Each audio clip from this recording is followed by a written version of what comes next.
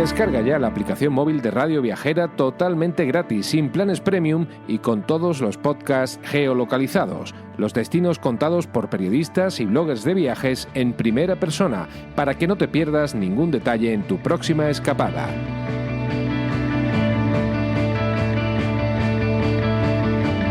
Estás escuchando De Donosti al Cielo, con Carlos Bengoa, de las redes sociales de Donosti City, en radioviajera.com.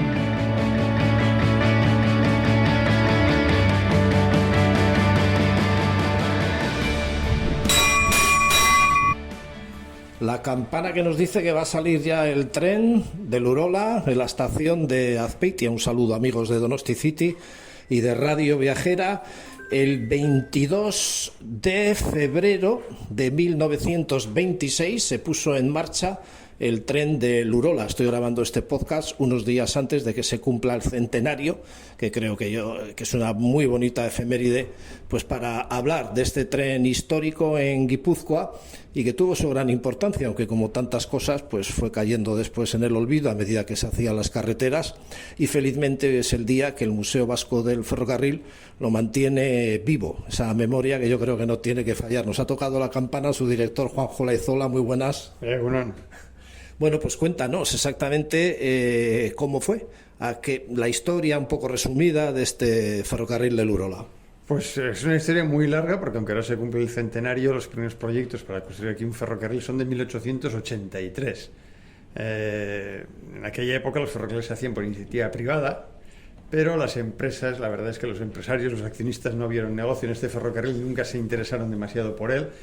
Y en 1920 la Diputación de Guipúzcoa decidió llenar ese vacío, porque entonces ya el mapa ferroviario de Guipúzcoa era muy completo, todos los valles de Guipúzcoa tenían algún ferrocarril menos el Urola, y entonces la Diputación de Guipúzcoa decidió llenar ese vacío. De hecho, es uno de los pocos ferrocarriles en todo el Estado español construido por una diputación. El otro ejemplo lo tenemos en Vizcaya, donde la Diputación de Vizcaya construyó el tren de Triano, que ahora es la línea de cercanías de Renfe que va a Muskiz, en Bilbao.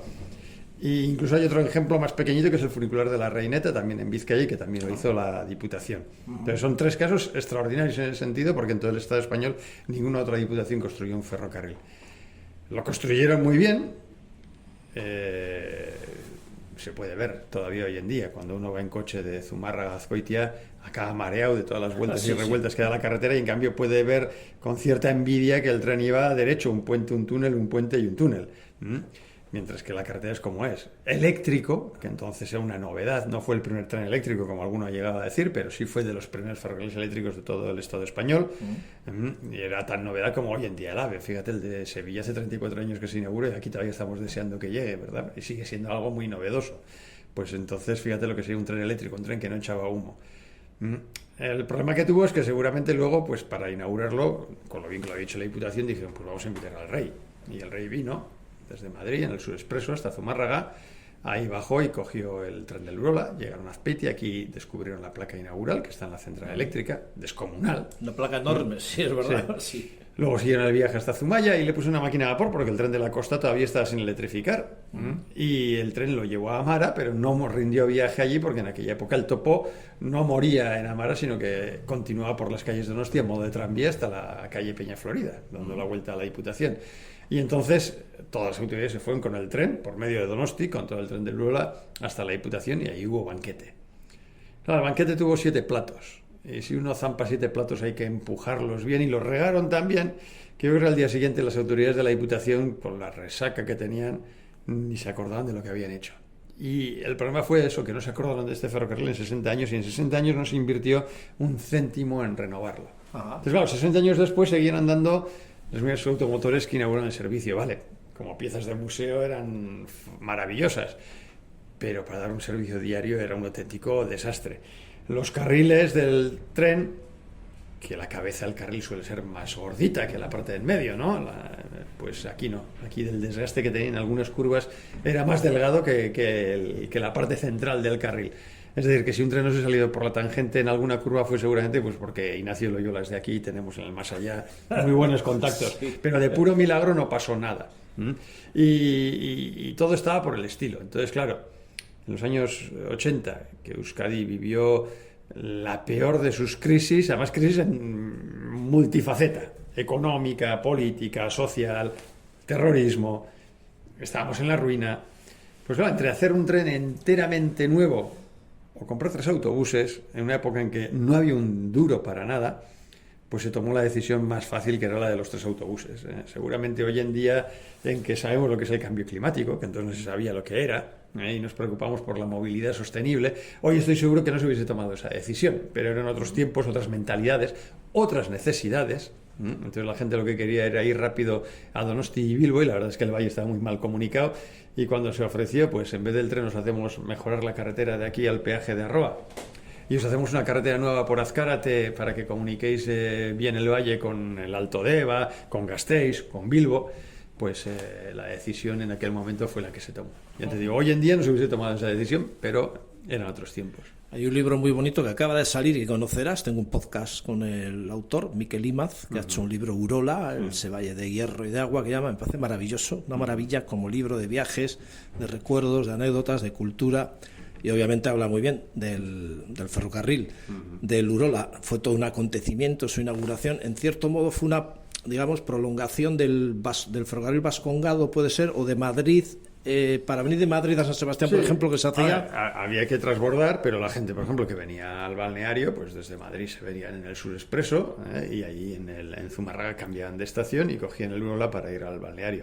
En los años 20, de hecho, incluso la gente de Postín venía en el tren, porque claro, imagínate lo que sería en los años 20 un viaje por carretera desde Madrid hasta famosos hasta también, ahí. Sí. Entonces, eso sí, siempre luego tenían algún un chofer, que es el que traía con lo que le costaría venir desde Madrid hasta aquí, y luego ya tenía el coche en el balneario a su disposición para hacer una excursión a Sarautz o a Deva o donde fuera. Pero el viaje, los señores lo hacían en el tren, y por eso el tren no solo tenía el clásico asiento de tercera clase de tablillas, sino que también tenía un departamento que se llama departamento salón, era la primera clase. ¿Es este que estamos viendo o este es uno que se ha puesto? Es la tercera clase. Está la tercera clase. Clase, los bancos de madera de toda la vida fueron adelantados a su tiempo. Ahora eso de primera y segunda clase suena, pues eso, clasista, ¿verdad? Y entonces usamos otros eufemismos, y ahora las empresas ferroviarias o las de aviación te venden billetes en clase turista, clase business. Turista queda muy bien, ¿no? Es la de los pobres, pero queda muy bien turista, pues, sí. Porque el turista siempre va a pasárselo bien, aunque en realidad pues aquí esos eufemismos hace 100 años ya los inventaron, y entonces a la primera clase le llamaban clase salón, y a la tercera le pusieron un nombre muy democrático, clase única. En realidad no era única porque había otra, pero quedaba muy democrático ese clase única. Aquí todo es igual. Me llama la atención, no hará mucho, en este verano puse un reel en la cuenta Instagram de Donosti City y en Facebook también, recuerdo, y me sorprendió que había mucha gente que se veía de edad, claro, sobre todo en Facebook, que añoraba el tren, qué pena y tal, qué bien nos lo pasábamos cuando íbamos de Azpeitia a Zumaya a la playa. Tan usado era por los azpeitiarras, azcoitiarras, de gente de Zumárraga para ir a Zumaya y volver. Sí, ¿qué frecuencias tenía? ¿Cómo iría de lleno? Sí, bueno, ¿se sabe algo de eso? El tren tenía un servicio bastante majo, tenía 10 circulaciones en cada sentido, que en aquella época era una frecuencia bastante importante. Ahora estamos acostumbrados al topo, que tienes uno cada 7 minutos, ¿no? Pero entonces era una frecuencia muy, muy potente. Sí es verdad que la gente recuerda sobre todo eso, porque en los últimos años el servicio estaba tan degradado por el mal estado de los trenes y demás, que en el día a día, hombre, había quien lo usaba, pero cada vez menos. La gente además ya tenía coches, había autobuses, y por ejemplo ir a Donosti, pues era mejor coger el autobús de la Guipúzcoa, el que te llega directo, y no el tren que tenías que llegar a Zumaya, hacer transbordo con el tren de la costa, era una aventura. Pero sí se utilizaba en fiestas, y una de las grandes fiestas era ir a la playa. Hace poco el alcalde de Zumárraga mismo contaba que su primer viaje al mar fue en el tren del Urola para ir a la playa de Zumaí, que se acordaba de niño como por coger el tren y demás. Es más, se usaba tanto que incluso como tenemos aquí un clima tan cambiante y puede hacer un tiempo en Zumaya y otro en Zumárraga, el jefe de estación de Zumaya avisaba todos los días de verano al de Zumárraga si hacía buen tiempo o no en Zumaya, y entonces en Zumárraga echaban un cohete, y la gente cuando oía el cohete decía, pues mira, podemos ir a la playa, y evidentemente cogían el tren. ¿Qué podía tardar más o menos de Zumárraga a Zumaya en kilómetros que serían 40 y 35? ¿Y qué podría tardar? Hora y cuarto. Bueno, para aquellos años no está mal. Ahora nos acostumbramos a ir muy rápido a todos los sitios. Ahora está de moda, por cierto, en estos tiempos Renfe. No tiene nada que ver con esto. Bueno, me encantan estas cosas que recuperan la memoria, y te tomaste tú, tu equipo entiendo también, no sé de quién dependería este museo, si fue cosa del gobierno vasco, de la Diputación, que al final son los que ponen pasta también. Y el Museo Vasco del Ferrocarril en este momento es una delicia. Yo creo que es lo más recomendable a nivel de experiencia que conozco en Guipúzcoa. Me encanta. Tiene un museo con verdaderas joyas, vagones, autobuses, recuerdos de todo tipo, y luego se pone en marcha un tramo Azpeitia-Lasao, ida y vuelta, en un ferrocarril echando humo por todas partes de los túneles, con el chiflo, algo que encanta a los chavales y tal. ¿Cómo fue la idea de poner en marcha este pedazo de museo y mantenerlo vivo con tanto entusiasmo? Bueno, la idea partió de la Dirección de Transportes del Gobierno vasco, a finales de los años 80, que es cuando empieza a cambiar esa tendencia. Y digamos que el punto más bajo de esa tendencia de decadencia del ferrocarril, al menos en Euskadi, es el cierre del Urola. Claro, el ferrocarril, después de la Guerra Civil, sobre todo, que empieza a desarrollarse el automóvil, pues se dejó de invertir en él. Empezó a considerarse como un medio de transporte superado. Lo que molaba era el coche.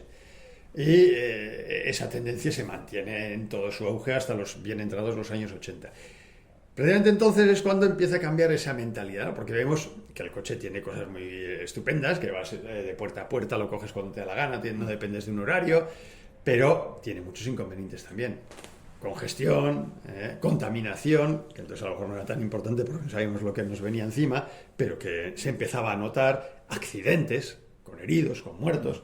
Y a finales de los 80 el gobierno vasco empieza a cambiar el chip y empieza a renovar el ferrocarril. Es cuando se empieza, por ejemplo, las obras del metro de Bilbao, a reacondicionar las líneas de Euskotren, que igual que le había pasado al Urola, por falta de inversión, por esa mentalidad de que el tren está superado, esto lo que hay que hacer es cerrarlo, no se invertía un duro. Entonces, igual que en el Urola, en el tren de la costa también, hubo locomotoras que cumplieron 70 años de servicio, porque no había con qué cambiarlas, no porque fueran muy buenas, que también, sino porque no había dinero para cambiarlas. Entonces, a finales de los 80 empieza a cambiar esa mentalidad, se empieza a renovar, a cambiar los carriles, las catenarias y los trenes. Y en ese momento hay la sensación de que a lo mejor lo que estamos jubilando ya no solo son trenes viejos, sino que a lo mejor ya tiene otra categoría. Es como, no sé si has tenido coche de joven. Bueno, aquí hay muchos trenes, vagones he cogido yo, de crío, y hasta el trolebús de joven tuviste coche, pero seguramente, pues cuando ya tuvo una edad, lo cambiaste por otro, es lo natural, y luego por otro. Y ahora dirías, pues si hubiese guardado aquel coche ya sería una pieza de museo. Y es así. Pero aquí nos encontramos con eso, que en que no había habido esa renovación natural, que, bueno, pues el coche cumple unos años y me compro otro, sino que ese coche antiguo, como no tenías un duro, seguiste con él durante 40, 50, 60, 70 años. Entonces sí había una sensación de que había un patrimonio, pero no se sabía muy bien qué, y en el año 89 lo que se hace es el primer paso, que es, vamos a hacer un inventario, porque a lo mejor después de ese inventario ves que hay pues 3 piezas, una la pones en el Guggenheim colgando el techo, otra en el atrio de San Telmo y otra en el Artium, y ya has cumplido. Entonces, a raíz de ese inventario se vio que no había 3 piezas, que había muchísimas más, que había un patrimonio muy valioso, muy potente, pero que también estaba en un inminente riesgo de desaparición, porque estaban ya arrinconados en vías muertas, apedreados, oxidándose y demás. Y entonces, en ese mismo año 89, la Dirección de Transportes del Gobierno vasco tomó la decisión de crear un museo. Y se eligió Azpeitia porque, claro, el tren se había cerrado 3 años antes y Azpeitia era el corazón de ese ferrocarril del Urola.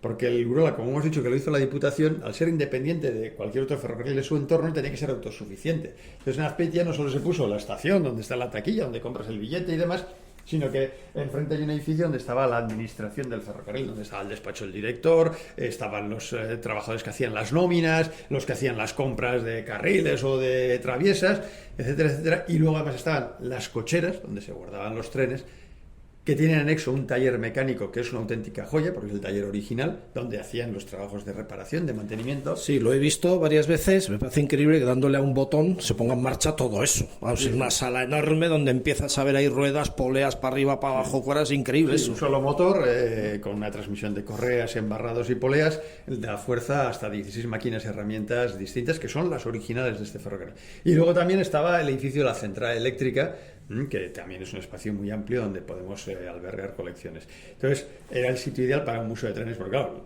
si los museos de Bellas Artes todos se quejan de falta de espacio y coleccionan cuadros y estatuas, imagínate un museo del ferrocarril que colecciona trenes, que son bastante más grandes. Necesitamos una dependencia de este tipo y de hecho se nos ha quedado pequeña ya. Y se os ocurrió poner en marcha este tren hasta la estación de La Sao, mítica donde La Saya, que es un barrio muy entrañable de Cestoa. Sí, bueno, es mitad Cestoa, mitad Azpeitia. Sí, siempre me he equivocado, si es de Cestoa o de Azpeitia. Vale, y la visita en sí, por situar un poco también a nuestros oyentes, no siempre está abierta esa opción de ir en el viejo ferrocarril hasta la estación de La Sao y volver. Pero la visita en sí, ¿en qué consistiría? Yo vengo aquí un domingo, por ejemplo. Sí, ahora que no circula el tren, porque en invierno, pues con este tiempo, pues no te animas mucho a salir de excursión y entonces en invierno no circula, pero se puede visitar, es entrar en la estación, donde se cogía el billete para el tren, coger la entrada del museo y recorrer las cocheras, ver todos los trenes que tenemos, el taller mecánico, la central eléctrica, y luego a partir de Semana Santa volver a circular el tren, que funciona todos los fines de semana hasta Todos los Santos, porque desde que empezó este proyecto, la Dirección de Transportes del Gobierno Vasco, y luego lo continuó Euskotren, que es la que sigue gestionando el museo ahora, sí teníamos claro una cosa, y es que, a diferencia de lo que puedan pensar las vacas, que piensan que el tren está para mirarlo pasar, el tren no ha nacido para mirarlo, ha nacido para llevar gente o para llevar mercancías. Entonces, desde el principio del proyecto nos pareció que era esencial que los trenes que tuviésemos en el museo, además de que estuvieran más o menos bonitos y brillantes, tenían que servir para que la gente viviera la experiencia de cómo viajaban nuestros aitonas hace 100 años, con su traqueteo, con su ventana que se abre. Ahora todos los trenes tienen aire acondicionado y las ventanas no se abren, la puerta que se abre a mano y no apretando un botón, el traqueteo, el hollín, la carbonilla. Sí, el revisor o revisora, que suele pasar ahí vestido, trajeado, realmente atractivo todo. Sí, es increíble que nos llame la atención lo que se ha vivido en aquellos años, que nos apetezca estar en estos asientos de estos bancos de madera que tienen que ser duros de narices y abrir esa puerta corredera, pues como toda la vida. Eso es. Me consta que va a ser un puntazo a nivel nacional la apertura de la vía verde de Zumárraga hasta Zumaya, ahora que está en obras el tramo de Iraeta hasta Zumaya, que era lo que le faltaba. Eso puede ser un verdadero bombazo también, que permanezca viva esa memoria del tren a través de una vía verde fantástica, ¿no? Sí, ahora pues no te digo yo que no. A lo que a mí como ferroviario no deja de darme un poquito de pena. Claro, yo en vez de sangre tengo vapor en las venas.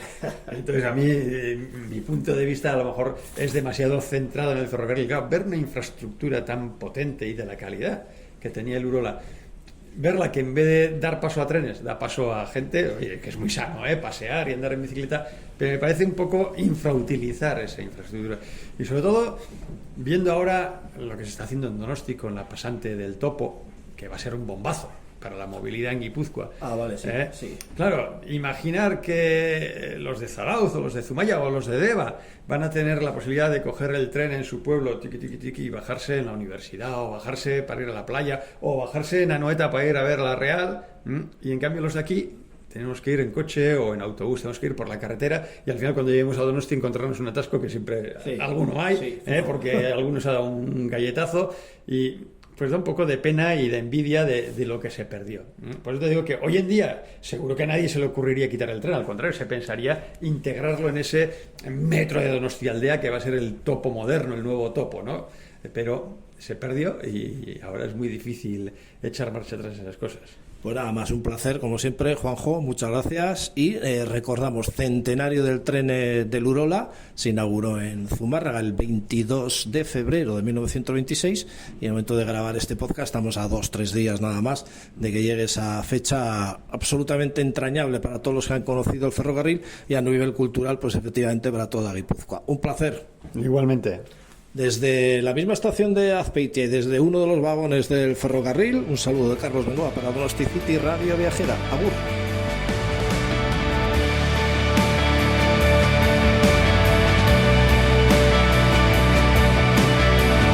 Descarga ya la aplicación móvil de Radio Viajera totalmente gratis, sin planes premium y con todos los podcasts geolocalizados. Los destinos contados por periodistas y bloggers de viajes en primera persona, para que no te pierdas ningún detalle en tu próxima escapada.